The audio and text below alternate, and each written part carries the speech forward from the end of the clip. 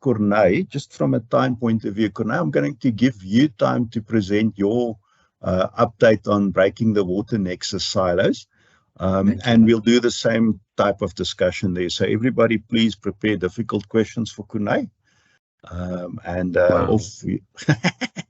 Yeah, sorry, Corné, that's how it rolls. Your turn. Trying to create conflict here, Andries.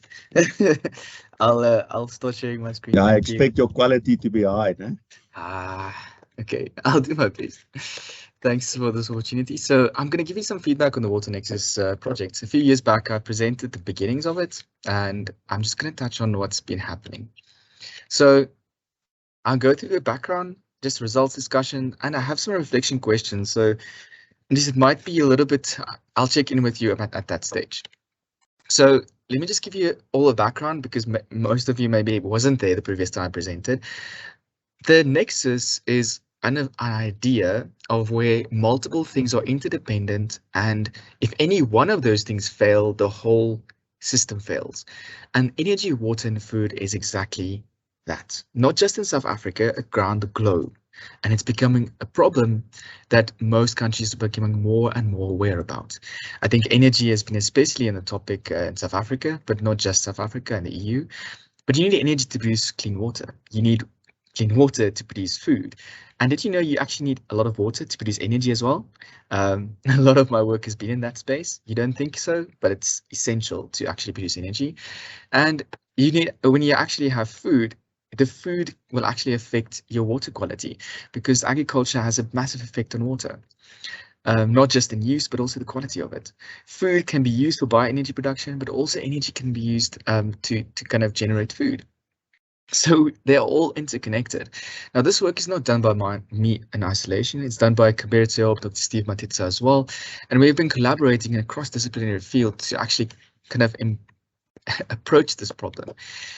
To make this worse is climate change is affecting the world in ways we don't really know yet. And it affects all three of these elements in different ways. The socioeconomic development we've been seeing, I mean, I don't need to talk much about inequality. It's everywhere, especially in South Africa. And it's worsened by this nexus. And beyond that, outside that border, we also have environmental and ecological impacts that's starting to really feed back on our systems. And some people are becoming aware of what that means. Some people are not even willing to admit that's happening. And then there's this idea of social justice that's also underpinned by all of these. This is a complex problem, not a complicated, not a simple problem, a complex one. So we have security. We have to enhance. I mean, we need security for these elements. Otherwise, your country will fail. You can't just run on energy or water or food. You know, all three. So we need to enhance the efficiencies. But where do we even start? Now, that was where the project started. I mean, do you build a simulation for this?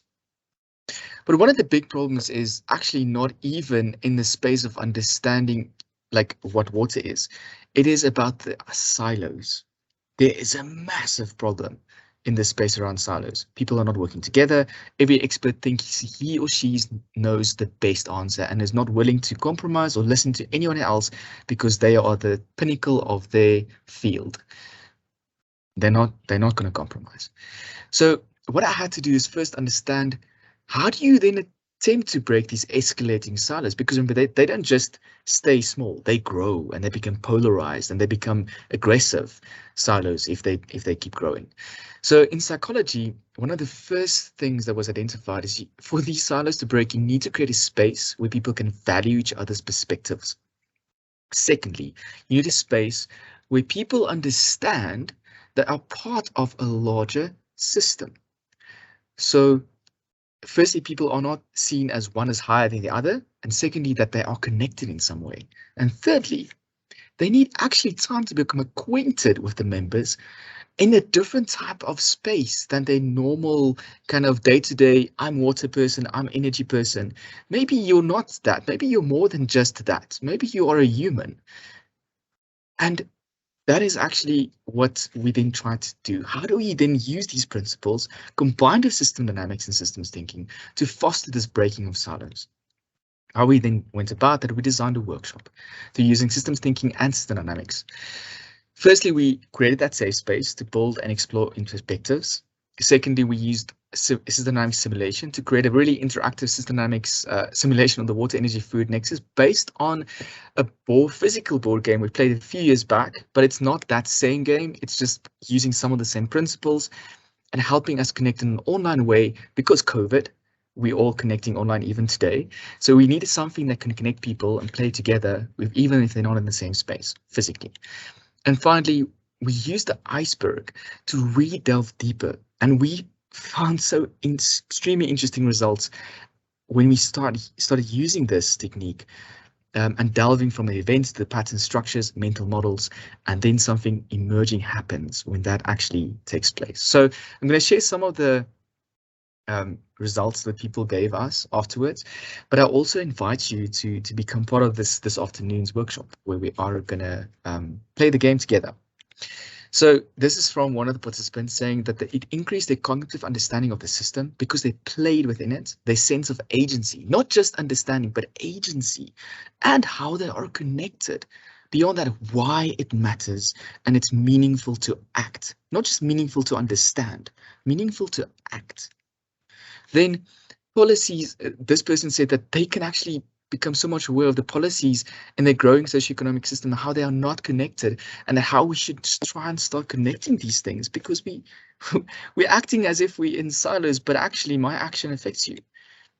So this person was speaking specifically about that collaboration, lack of collaboration, and that they actually want to observe and work together to foster things that are water, energy, and land use, and climate change, and goals, not all goals or just one singular goal. And then breaking the mental silos was essential first, before we can actually go about and trying to formulate solutions where we tell people what to do and we don't listen to what they're saying. And finally, that's a key to centralized decision making, that we cannot continue on the way we're going without actually connecting and collaborating. We then use this simulation as well in the hero's journey Lisa spoke about earlier in the warm data, with even more extraordinary results coming out there. So I think what we try to show here is the system dynamics really was not powerful in a way of showing people the answers to the questions they have. I don't think there's value in creating a simulation of the water nexus to show people exactly what's going to happen in the future, because this is a complex adaptive system. You cannot simulate something that's a complex adaptive system accurately, but you can create a simulation that allows people to engage with a system that's so complicated for them, it feels like a complex adaptive system. And that's what the simulation does. So if the chair would allow me, I have some questions formulated in the polls, so which I can just launch with you, because I want to ask you, what word do you associate with water? So Dr. Butler, just let me know if I can ask that, or would you rather want me to stop here? Before you start with question, let me ask you one. And it's tongue in the cheek or not. How many farmers did you speak to? In the construction of the simulation, or in the... Throughout the process? So I think maybe I should answer that with a question. Do you think this simulation is about telling you exactly what's going to happen in the future? It's always, because it says we make decisions on a daily basis. We forget those decisions have got extremely long-term implications. Yes. And then we just, go ahead. Now, the reason why I ask, have you spoke, because farmers have to have long-term perspective on the system. You cannot buy a piece of land and expect to make a return on the piece of land without having a really long-term perspective. So, and yes, I come from the water world. I've spent many hours talking to people in the water world, but the people who really made a difference were the people who spoke to the farmers and commercial users of water, Yes. because I hear what you're saying is there are silos. and there's an energy silo, there's a food production silo, there's a water silo. But if you don't speak to the domain specialists in all three of those silos, you're never going to break the silos. I agree. Because you have to get the three groups to work together as one, rather than making one silo aware of the others and keep on doing what we've always done. Yes, I agree. And I think that in that way, we are saying the same thing. You need to speak to all the experts in the same room where they actually are equal. They don't think, the one doesn't think they are better and more equipped to deal with all the problems than the others, that they actually respect each other's fields. And that is hard to do initially. That's my opinion, that's impossible to do. And that's why we formulated this workshop, is to try and use our field to facilitate that to happen. Because if that doesn't happen, we are going to create even worse problems with great simulations out there, but they're going to make it worse. So can I suggest an alternative approach? You can.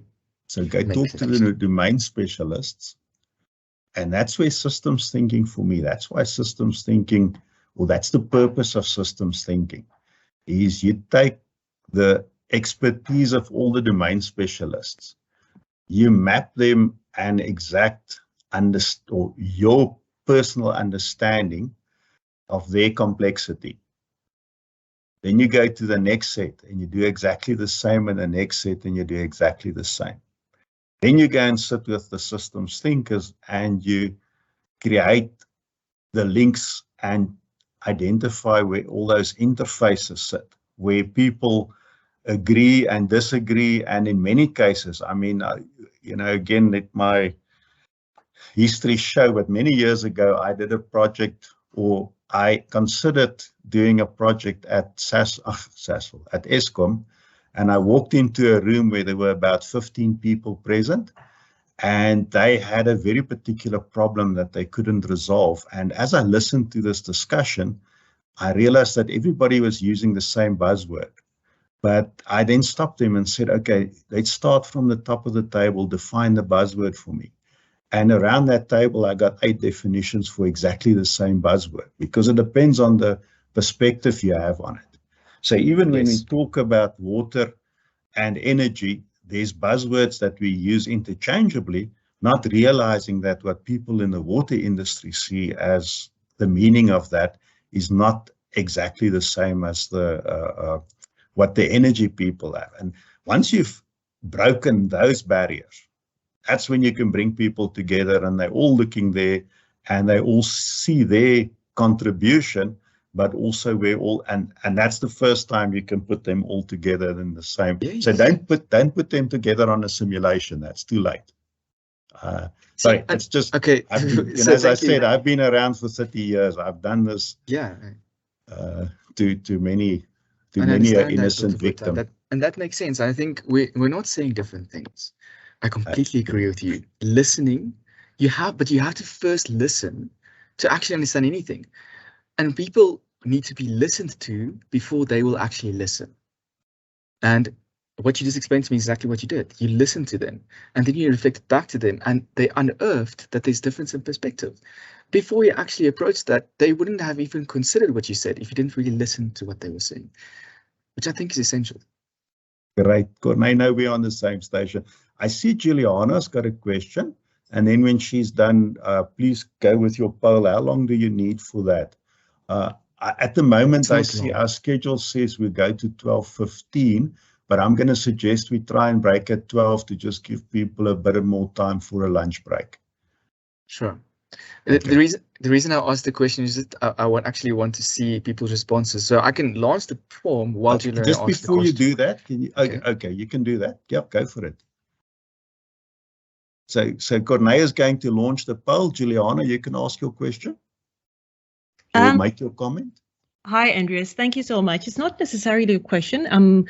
I was on this call yesterday, and I'm pretty new to system dynamics.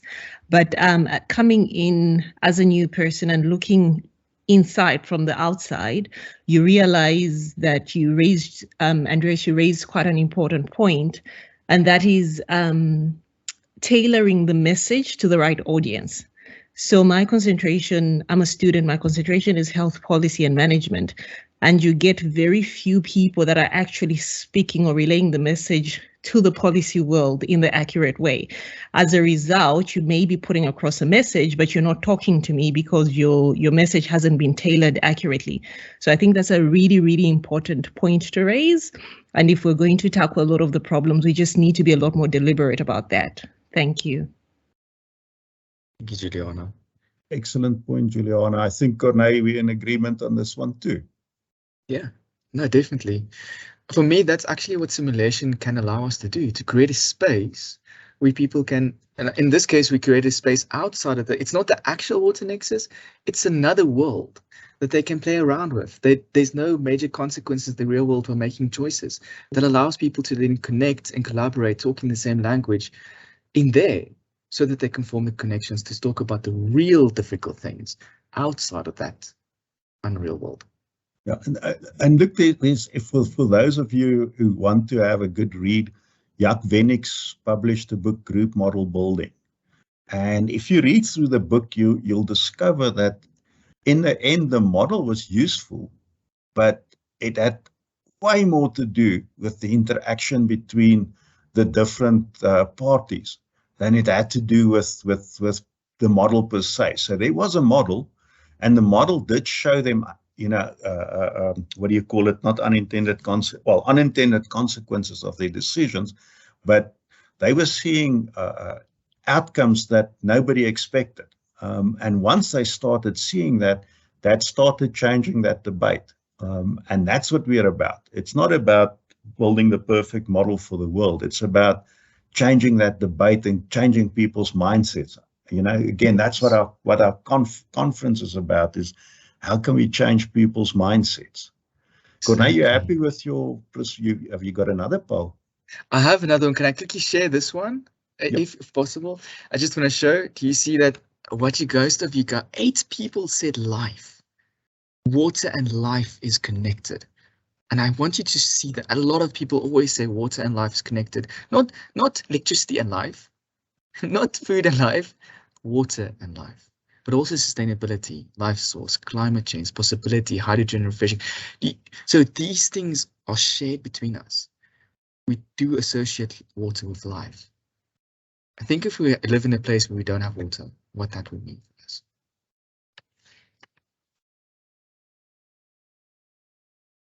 Thank you. I can share the next one, if I may share the next one. Please, Corné. So the next one is a bit of a, maybe some of you have seen it before, most of you probably have, but I would like to know this beautiful dress here. What color is this dress? So I'm going to launch the poll now, so that you can tell me, what do you actually see on this picture?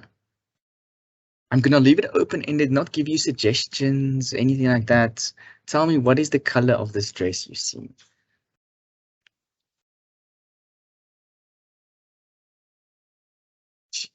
I can't believe that response came through. Thank you. There's already 6 responses. 10 responses. That's great. Please give them coming before I show them. Sorry, guys, anybody who's got a question, raise your hand. I'll keep an eye open for that. So can I also ask the question back, is who's looking at a phone rather than a computer screen? It might, yeah, but okay.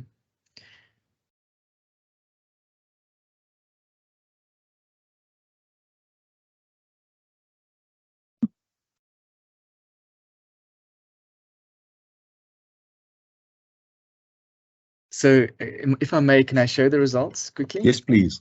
Thank you everyone for responding. It's really great to, that's what I like about virtual. One of the things, there's not everything that I like about virtual, but at least we can have this type of interaction, getting in the audience to feedback. So do you see that 6 people said blue and black? Actually, I only see this dress as blue and black. So all of you are correct. Those of you who said white and gold and white, all of you are wrong. This dress is obviously not gold and white. Didn't you see it's black and blue? Like, are you like, do you have, yeah, maybe colorblind or like, yeah, you know, I don't know. What are you doing wrong? But so, and this even someone saying brown, yellow, black lace. What is happening here? Why are we not seeing the same color? This is the same picture. Does anybody want to tell me why do they think we're literally seeing different things?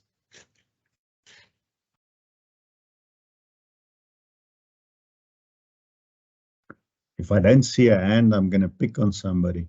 Thanks, Andres. I see there's a comment in the chat. Sneaky one. Monitor quality. Okay. So you're saying maybe it's the device you're using to actually see it? Might be. Anybody else? Might it be colorblind? Rudolph, it might. Maybe it's colorblind in a way. I do know that I think men overall are more colorblind than women. There's More some likely genetics. to be colorblind. More likely. Oh, Brother Leon. Oh, that's the beautiful answer. Everything we see is a model. I love that answer. But the model is not the real thing. Exactly, Rudolph. The model is not the real thing, but everything we see is a model. So that's my main message I want to bring to you. If you still think that there is absolute perspectives, I want to challenge you on that. I don't think there is an absolute perspective. And I think we need to actually listen to other people who see the world completely different to us in order to actually collaborate and break silos. We don't have all the answers, but together we can maybe find solutions that make more sense than what you currently have. So Corné, are you saying everybody with a Chinese screen is seeing black and blue, and the rest of us with proper American screens are seeing gold and white? No, definitely not, because I've shown this picture to my mom. She can only see gold and white. When I tell her I see black and blue, she tells me I'm lying. I'm like, no, you're seeing the wrong color. And it's the same picture. We're seeing it from the same device, same picture. It's not just the device. That's fascinating. So that's my essence. So except you're wrong and we're right. Okay. So gold and white is correct. So what is the right answer? Is there a right answer? What do you mean by right? That's the whole question. What do you mean by right answer, Rudolph? What dye did they put onto the material? So you're asking what was the original actual dress before they took a photograph? What was that dress's color, right? Yes. Okay, but that's not the right answer. That's just what was the original. That's not what we're seeing here. Here we're seeing a pixelated version of a photograph someone took at some stage, which is not that really. But going back to that, it was a black and blue dress originally. But because of the way the background is phrased and how this was pixelated, it can either be either or. We cannot define it as right or wrong. It's impossible to do that. So what you're saying is there's so many filters that we need to work through. Yeah. And I think and it comes back to both what you and Lungile, we were talking about, is that, and I call it perspectives, but everybody sees the world with their own set of filters. And if you live in a water-rich country, your filters when looking at your water problem is very different than when you live in an arid country, and water is a very scarce commodity. So your perspective on that is completely different. Your filters say water is more important than food, while if you in Europe where it rains every day, life is a lot simpler when it comes from a water point of view. But if you live in the Sahara Desert, water is life. If you don't have water, you're dead. Very simply put. You can eat anything, but you can't make water. You can look at your neighbors' shoes if they're leather, and maybe if you boil them long enough, but you need water to boil them in. Is there anybody else? Sorry, you want to? Yes, I have another comment in here, Andres. Yes, Rudolph. I heard somewhere, I can't remember the source of this, but if something in a country or in a culture is very important, you have various terms to phrase it. For instance, in the Scandinavian countries, they have 30 odd words to describe either water or snow or something like that, because Yes. that's what they experience every day. And in the African cultures, you get 30 or 40 terms or phrases that describe cattle, because that is their lifeblood.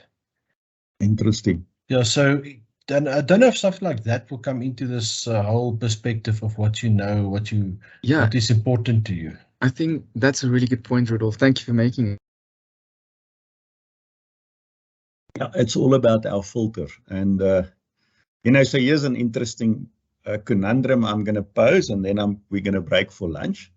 So I don't need an answer. But if I tell you that it's easy to sell ice to an Eskimo, and it's easy to sell sand to a person in a desert. Okay, and the reason for that is very simple. They understand the characteristics of what we're dealing with. So if I go to an Eskimo and I'm trying to sell him ice, there's all different characteristics we can discuss and negotiate about. The question is, who can sell sand to the Eskimo? Because the Eskimo has got no frame of reference and he's got absolutely no use for that product. So how do you sell sand to the Eskimo? And if you can do that, you can make the world revolve in a different direction. So guys, we are going to take a break for lunch now.